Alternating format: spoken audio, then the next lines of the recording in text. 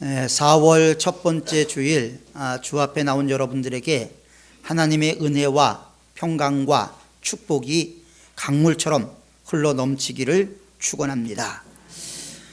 이스라엘 백성들이 출애굽을 한 것은 역사적인 사건이었습니다. 그들은 너무나 놀라운 하나님의 은혜를 경험을 했습니다. 그리고 그들은 요단강을 건너게 됩니다. 요단강을 건너면서 그들은 바로 앞에 여리고성을 마주하게 됩니다. 제사장이 요단강에 첫 발을 디디자 이 강물이 멈춰 섰고 이것이 가나안 땅에 들어가는 과정의 시작이 되었습니다. 사람들은 대체적으로 자기가 가지고 싶은 것을 가지면 만족을 합니다. 때때로 우리가 원하는 것이 이루어졌을 때는 기뻐하고 그 기쁨이 충만한 삶을 살아갑니다. 그러나 이스라엘 사람들에게 있어서 이제 요단강을 건너가는 것은 만족함에 있는 것이 아니고 이제 그들이 향해 나가야 될 첫 발을 딛는 것과 다름이 없었습니다. 그들은 하나님이 허락한 안식에 들어가야만 했고 그 안식을 위해서 이제 여리고라는 견고한 성을 점령해야만 했습니다. 그들은 그것을 소유하기를 원했습니다. 그들은 여기에서 하나님의 백성들로 하나님의 말씀 가운데 서 있습니다. 우리도 지금 이 자리에 하나님의 백성으로 하나님의 자녀로 이 자리에 앉아 있는 것입니다. 그리고 이스라엘 백성들은 하나님을 통해서 하나님이 일하시고자 하는 일을 행하고 있는 것처럼 우리 역시도 하나님이 행하고자 하는 일들을 행함으로 이 자리에 있어야 하는 것입니다. 우리가 여리고를 정복한 사건을 보면요, 몇 가지 우리가 배워야 될 점이 있습니다. 첫 번째, 이스라엘 백성들이 여리고를 점령하기에 앞서서 여호와 하나님을 향한 마음의 갱신이 일어났다는 것입니다. 첫 번째로 새로운 헌신을 다짐을 하지요. 그들은 하나님의 언약에 대해서 그동안 잊어왔던 것에 대해서 철저히 회개하게 되고 그것을 심각하게 다시 대면하기 시작을 합니다. 그래서 할례산에서 이스라엘 백성들은 할례를 받게 됩니다. 여러분, 이것이 얼마나 심각한 문제인가 우리가 성경에 기록된 내용만 봐서는 알 수가 없습니다. 당시 이스라엘 백성들은 출애굽하고 광야에서 다 죽고 이제 새로운 세대들만 가나안 땅을 향해서 들어가야 되기 때문에 그들에게는 할례를 행하지 않았고 이제 가나안 땅에 들어가기 위해서 그들은 할례를 행해야만 했고 그래야 약속의 땅에 들어갈 수가 있었던 것입니다. 그런데 할례를 행한다라는 것은 지금 현재 상황에서는 아주 위험한 일입니다. 지금 막 요단강을 건넜습니다. 그리고 그들 앞에는 아주 견고한 초롱성인 여리고성이 마주하고 있습니다. 적군이 언제 공격할지 모릅니다. 그들이 할례를 받음으로 군대를 움직일 수가 없고 그들은 고통 속에서 기습을 당한다면 전멸할 수밖에 없는 위기에 놓여 있게 됩니다. 그럼에도 불구하고 그들은 할례를 행하는데 이것은 전쟁을 앞선 병사들에게 절대 있어서는 안 되는 일입니다. 그러나 여기에는 아주 놀라운 의미가 있지요. 하나님이 함께 하신다라는 의미가 있습니다. 하나님은 때로는 우리가 이성적으로 우리의 판단으로 이해할 수 없는 것을 요구할 때가 있습니다. 하나님은 우리가 하기 싫은 것을 하라고 할 때가 있습니다. 우리가 하기 좋아하는 것을 하지 말라고 말씀하실 때가 있습니다. 왜냐하면 하나님은 우리와 함께 하시기를 원하시기 때문입니다. 이스라엘 백성들은 그 상황 가운데서 할례를 행하면서 하나님의 약속을 새롭게 마음 깊이 심각하게 받아들이고 있는 것을 보게 됩니다. 할례라는 것은 하나님의 언약이 몸속에 있다, 이런 의미를 가지고 있습니다. 그러니까 그 내용만 봐서는 아주 좋은 의미겠지만 전쟁을 앞두고서는 상당히 위험한 상태가 된다는 거죠. 할례는 하나님께 속해 있다라는 외적인 표시입니다. 신약에 오면 이 할례가 세례로 바뀌게 되고 대처가 되게 되지요. 여러분, 세례라는 것이 어떤 의미가 있을까요?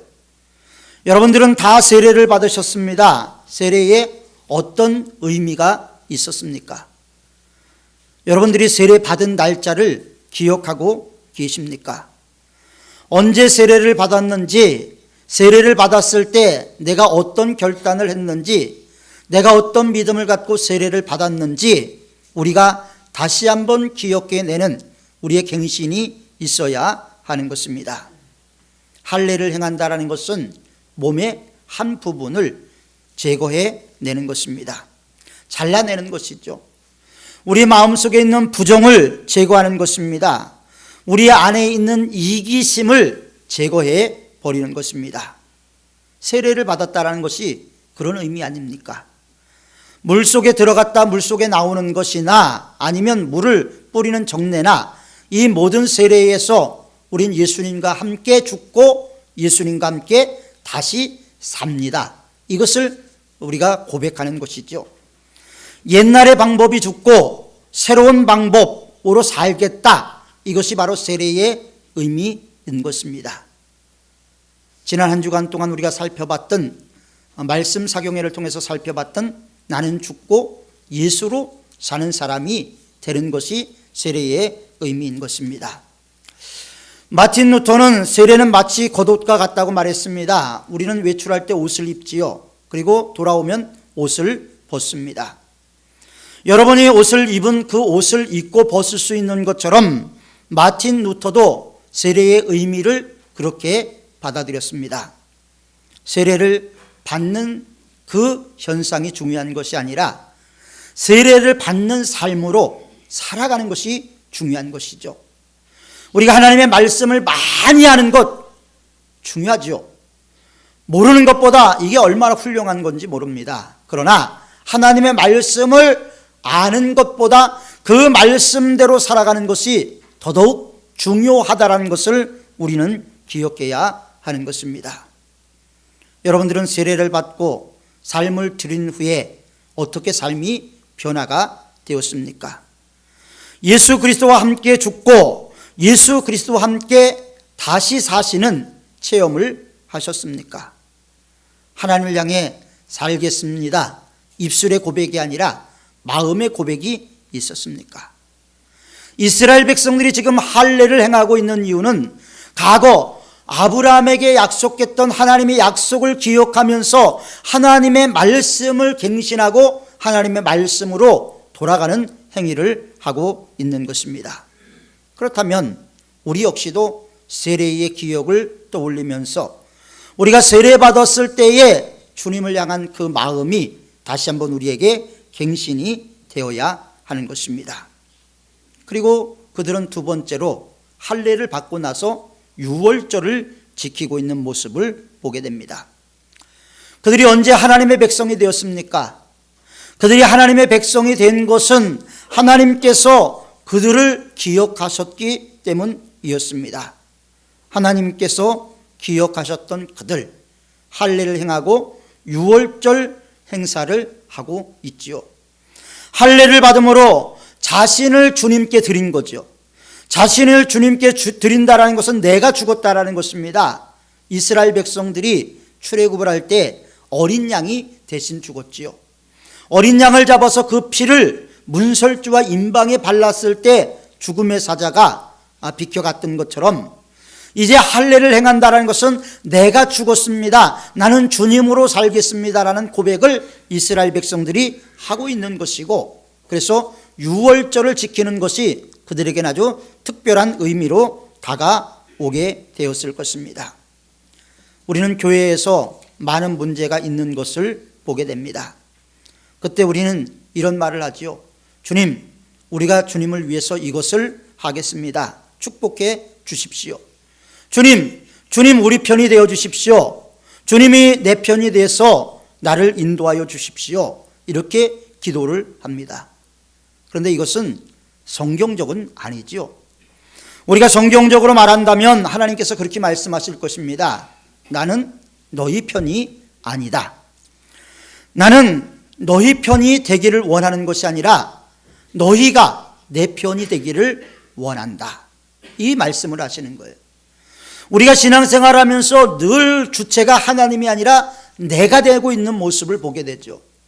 우리 삶의 모든 중심이 하나님이 되고 그 전능하신 하나님이 우리의 삶의 인도자가 되고 내 삶의 주권자가 되어야 되는데 늘 인생을 되돌아보면 내가 결정하고 내가 행하고 내가 일하는 모습을 보게 됩니다.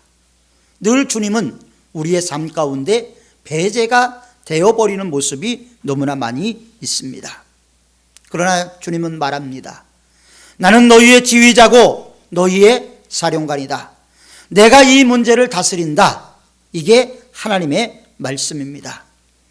내가 나를 위하여 무엇을 하기를 원치 않는다. 내가 나를 위해서 무엇을 하겠느냐? 너희가 나를 위해서 무슨 집을 짓겠느냐? 하늘은 나의 보좌고 땅은 나의 발등상인데 너희들이 무엇을 하겠느냐? 하나님께서 오히려 반문하시면서 우리에게 말씀하십니다. 내 신을 벗어라. 결코 우리는 다른 곳으로 갈 수가 없습니다. 신발을 벗어야만 합니다. 왜냐하면 하나님이 계신 모든 곳은 거룩한 곳이기 때문에 우리가 영적인 의미에서 우리 마음의 신발을 벗어야 됩니다. 그럴 때 주님께서 우리들의 마음속에 오셔서 군대 장관이 되시게 되는 것입니다. 우리가 하나님의 음성을 듣고 하나님의 말씀 가운데 새로워지는 것이 우리에게는 너무나 중요하다는 것을 우리는 기억해야 할 것입니다. 신발을 벗고 나서야 하나님의 위대하심, 하나님의 전능하심, 그리고 하나님의 어미하심을 우리는 느낄 수가 있게 되고 그 느낌이 우리를 지배할 때 우리는 하나님의 사람으로 다시 새롭게 태어날 수가 있게 됩니다. 그래서 그때가 되면 여호수아서 6장 2절의 말씀처럼 여호와께서 여호수아에게 이르되 보라 내가 여리고와 그 왕과 용사들을 내 손에 붙였으니 하나님께서 이루어 주시는 거예요. 하나님께서 함께해 주시는 것입니다. 하나님은 이미 전투의 승리를 선언해 주시고 그 전투에 임하도록 우리를 이끌어 주십니다. 우리는 하나님의 계획대로 따라가기만 하면 됩니다. 하나님의 말씀대로 순종하기만 하면 됩니다. 그런데 문제가 계속 말씀을 드리는 것처럼 우리의 자아가 문제예요. 우리의 자아는 늘 하나님을 배반하도록 자꾸 우리 안에서 고개를 들곤 합니다. 하나님의 전략을 무시하지요. 오늘 하나님의 전략이 무엇입니까? 여리고성을 정복하는 하나님의 전략이 무엇이었습니까? 성 둘레를 돌라라는 거예요. 매일 한 바퀴씩 돌라고 말합니다. 그리고 7번째 날에는 제7일에는 7번 돌고 제사장이 나팔을 불면 소리를 지르라. 그러면 여리고성이 무너질 것이다. 여러분, 이게 인간의 이성으로 가능한 일입니까? 여러분의 생각으로 가능합니까? 여리고성이 그 이스라엘 백성들이 13바퀴 돌고 소리 지르니까 무너졌다라는 것이 여러분들의 이상과 여러분들의 판단으로 믿어지십니까? 우리의 생각으로는 도저히 있을 수가 없는 일이에요. 그러나 하나님은 가능하다라는 거예요. 우리의 생각으로 안 되는 것이 하나님은 가능하다라는 것을 우리는 분명히 알아야 하는 것입니다. 내 길이 막혔어요? 그 막힌 거 누가 뚫어줍니까? 내가 노력해서 됩니까? 안 됩니다. 하나님이 하셔야 하는 거예요. 하나님이 역사하시면, 하나님이 함께 하시면 우리 안에 능치 못할 일이 없다라고 분명히 말씀하고 있습니다. 그럼에도 불구하고 우리의 삶 가운데 능치 못할 일이 얼마나 많이 있습니까? 왜 우리의 삶이 말씀대로 이루어지지 않고 있습니까? 그것은 우리가 영적인 의미에서 할례를 받고 유월절을 영적인 의미에서 지키고 우리 발에 신을 벗지 않고 있기 때문입니다. 결국 하나님의 주권을 인정하지 않기 때문에 그렇게 되는 것입니다. 이스라엘 백성들이 여리고성을 돌 때 법궤를 앞세워서 돌았습니다. 그리고 아무 말도 하면 안 됐지요. 이 가나안 사람들이 봤을 때, 이 여리고 사람들이 봤을 때는 그 모습을 보면서 어쩌면 두려움에 사로잡혔을지도 모릅니다. 도대체 저 사람들이 뭘 하는가? 그들은 왜 두려움 가운데 있었겠습니까? 왜 여리고 성이 굳게 잠겨져 있었습니까? 그동안 함께 하신 하나님, 그동안 이스라엘 백성들을 지키신 하나님에 대해서 그들은 소문으로 들었습니다. 소문으로 들었지만 그 소문 앞에서 그들은 간담이 녹았다라고 성경은 말씀하고 있습니다. 제가 분명히 여러분들에게 말씀드리고 싶은 것은 하나님의 목적을 따라 우리가 알지 못하는 일을 시킨다 할지라도 우리가 순종해야 된다는 거예요. 우리가 순종하는 것 가장 어렵습니다. 자아파쇄가 되지 않으면 순종이 안 되기 때문에 그렇습니다. 내 자아가 살아있을 때 순종이 안 됩니다. 그래서 자아를 십자가에 못 박는 거예요. 그러므로 이제는 내가 사는 것이 아니고 내 안에 그리스도께서 사실 수 있도록 우리가 진정 주님 앞에 내어 놓아야 하는 것입니다. 논쟁이 아니라 순종이 필요한 것이죠. 말씀 앞에 온전히 순종할 때 기적이 나타나게 되는 것입니다. 이스라엘 백성들은 어느 때는 한 바퀴 돌고 어느 때는 7바퀴를 돌 때가 있었습니다. 정확한 시간이 필요했죠. 나팔을 불 때가 있고 칼을 뽑을 때가 있습니다. 우리는 때를, 하나님의 때를 잘 맞출 수 있도록 영적으로 민감한 삶을 살아야 됩니다. 우리 말씀 사경에 이번 주 주제가 이제 하나님의 음성을 듣는 법이에요. 여러분, 우리가 하나님의 음성을 들어야 되는데 여러분 하나님의 음성을 들어보셨습니까? 여러분들은 하나님의 음성을 듣고 사십니까? 신앙생활을 오래 했음에도 불구하고 하나님의 음성을 듣지 못한다면 우리는 다시 기초부터 시작을 해야 하는 것입니다. 하나님께서 이스라엘 백성들이 6일 동안 여리고를 돌게 하셨고 마지막 날에는 7바퀴를 돌게 하셨죠. 이 말씀 가운데 커다란 의미가 있어요. 하나님이 6일 동안 이 세상을 창조하시고 제7일에 안식을 하셨습니다. 이스라엘 백성들은 6일 동안 여리고 성을 돌고 7일째 그 성에 들어가서 그 성을 취했습니다. 하나님은 인내로 이스라엘 백성들을 연단시키고 있는 모습을 보게 되죠. 여러분, 이스라엘 백성들의 모습을 보면서 우리가 과연 어떤 믿음 생활을 해야 되는가, 우리는 어떻게 하나님 앞에 나가야 되는가 하는 것을 알아야 됩니다. 이스라엘 백성들이 나팔을 불거나 성막을 앞세웠다라는 것은 하나님의 임재를 그들이 갈망하고 하나님이 임재하셨다는 것을 믿고 나갔던 거예요. 법궤라는 것이 하나님의 임재의 상징 아닙니까? 그러므로 우리도 우리 마음속에 법궤, 하나님이 임재할 수 있도록 하나님의 거룩한 성전이 될 수 있도록 우리가 마음을 비워야 되는 거죠. 바울은 우리의 몸을 거룩한 성전이라고 말을 했습니다. 구별하라는 거예요. 세상 사람들과 똑같이 살라고 말씀하지 않습니다. 구별하여 거룩하게 살아라. 여러분, 거룩한 삶, 이것이 주님께서 우리를 초대한 목적입니다. 그래서 어느 목사님 말씀하시기를 한국교회의 가장 심각한 문제는 부흥이 아니라 거룩의 문제라고 이야기한 목사님도 있습니다. 하나님의 백성은 자신과 하나님을 분리해서는 안 됩니다. 늘 하나님이 임재할 수 있고 자정할 수 있는 그런 성도가 되어야 하는 것입니다. 마음은 늘 다른 데 가 있으면 안 되죠. 어떤 청년이 멋진 외투를 발견했어요. 갖기를 원했고 마침내 그 외투를 가졌습니다. 어떤 아가씨가 아름다운 드레스를 사고 싶었어요.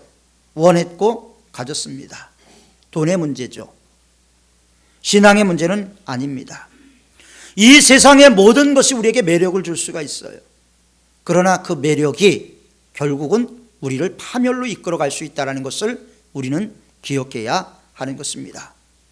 물론 이 세상의 모든 물건이 나쁘다는 의미는 아닙니다. 그 물건을 소유하기 위한 욕망이 우리를 지배할 때 우리는 결국 잘못 나갈 수가 있다는 것입니다. 여리고가 제약 가운데 익어갔을 때 누가 거기서 여리고를 구원해낼 수가 있겠습니까? 누구도 구원해내지 못했습니다. 하나님께서 그 땅을 저주하셨습니다. 그리고 그 땅에 다시는 건축이 되는 것을 허락하지 않으셨습니다. 여리고는 저주받은 도시가 되었죠. 그런데 열왕기상 16장에 보면요, 히엘이라는 사람이 나타나서 이 여리고성을 건축을 해요. 여러분, 분명히 하나님이 저주하고 하나님이 하지 말라고 명령을 했습니다. 그리고 그 일을 행할 때, 터를 닦을 때 장남이 죽을 것이고 문을 닫을 때 막내 아들이 죽을 것이라고 분명히 선언이 되어 있어요. 오늘 본문에 읽었지요. 그럼에도 불구하고 히엘은 터를 쌓을 때 결국 맏아들 아비람이 죽습니다. 그 다음에 문을 닫을 때 막내 수굽이 죽게 되죠. 하나님의 말씀을 두려움과 떨림으로 받아들이지 않을 때 우리는 이렇게 하나님의 말씀을 경홀히 여길 수가 있어요. 하나님의 말씀을 우리가 집에 성경책을 여러 권 갖고 있다 보니까 하나님의 말씀을 너무 경홀히 여기는 그런 태도들이 있어요. 여러분, 이 성경은 하나님의 말씀입니다. 신원이에요. 하나님의 음성을 기록한 것입니다. 그렇기 때문에 거룩한 책입니다. 물론 이 성경이 우상화되어서는 안 되지만 이 성경은 하나님의 뜻과 하나님이 우리를 향한 계획이 무엇인가를 분명히 알려주고 있는 것입니다. 그래서 성경을 애독하는 것이 필요합니다. 여호수아가 그 땅을 정탐한 사람에게 뭐라고 말합니까? 말씀을 기억하면서 이제 은혜를 베푸는 하나님의 말씀을 여호수아를 통해서 하지요. 누구를 구원합니까? 라합을 구원하죠. 여러분, 라합이 누굽니까? 기생이라고 얘기를 했지만 사실은 창녀죠. 그런데 하나님께서 약속을 기억하고 그를 구원해냅니다. 저는 이 모습을 보면서 참 이해가 안 가는 부분이 있어요. 이방인이 소문만 듣고 그 말씀대로 순종했다라는 거예요. 여러분, 이게 쉬운 일입니까? 저는 이 말씀을 준비하면서 아브라함의 조카 롯을 생각했어요.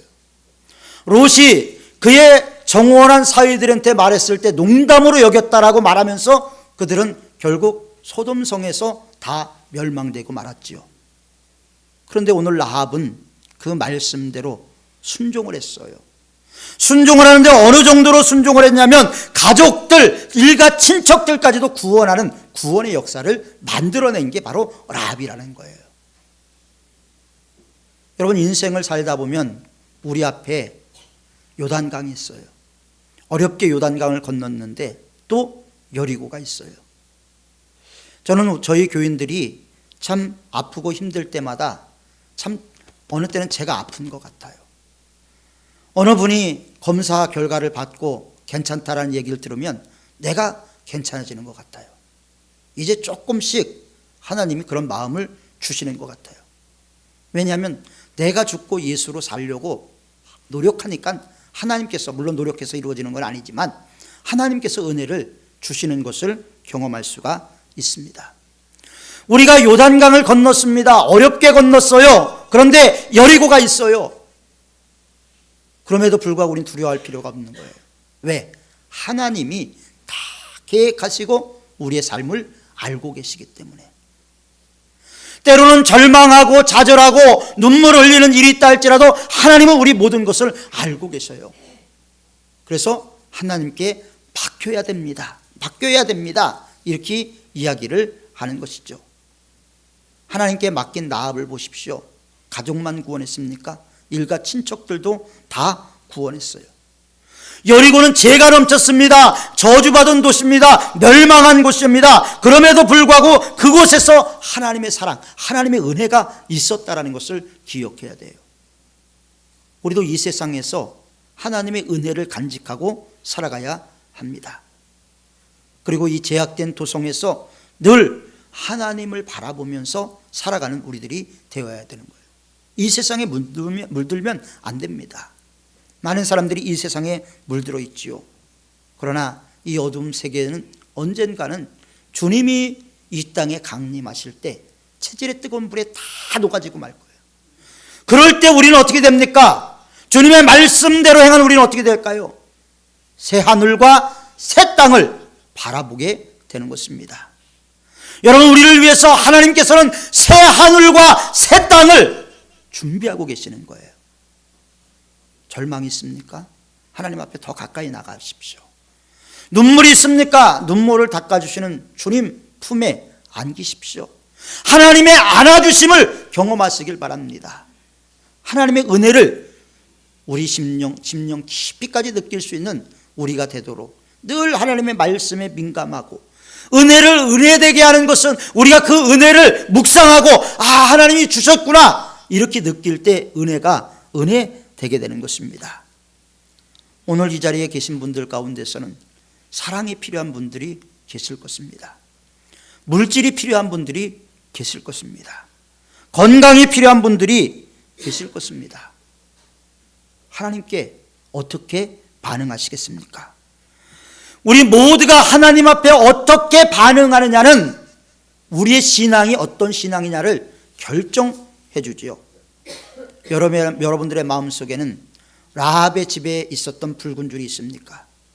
여러분들의 마음속에는 예수 그리스도의 십자가가 있습니까? 십자가만이 우리를 구원의 길로 인도해 주십니다.